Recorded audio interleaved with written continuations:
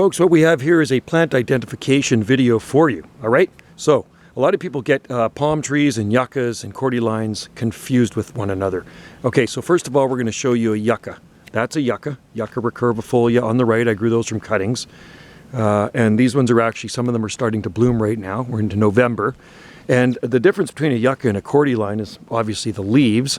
This one here has really pointy ends to the leaves, and they're sharp along the edges. And when they send out a flower, it's through the middle. It's a spike that comes through the middle. You can see one. Let's zoom in on it. Right there. You see that? There's a flower spike coming up on the yuccas right there.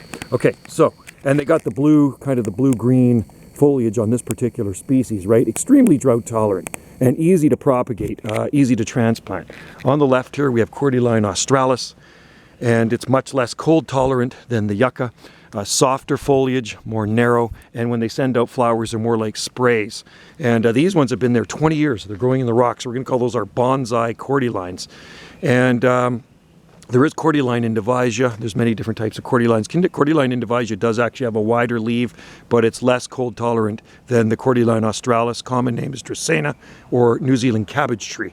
All right, so then we have the palm tree. That's a Trachycarpus fortunei, a fan palm. You can clearly see the difference.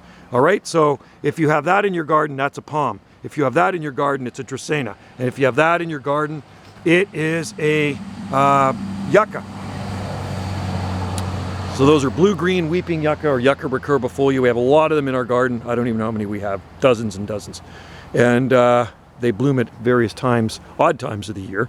And right now they're blooming, going to start blooming in November. All right, anyway guys, hope that helps. Thanks for watching. Like and subscribe for more videos here. Yucca, cordyline, palm tree. It's one of my seed-grown palm trees right there. So you can clearly see the difference, right? All right. Thanks for watching. Like and subscribe for more videos here on this channel. Cheers.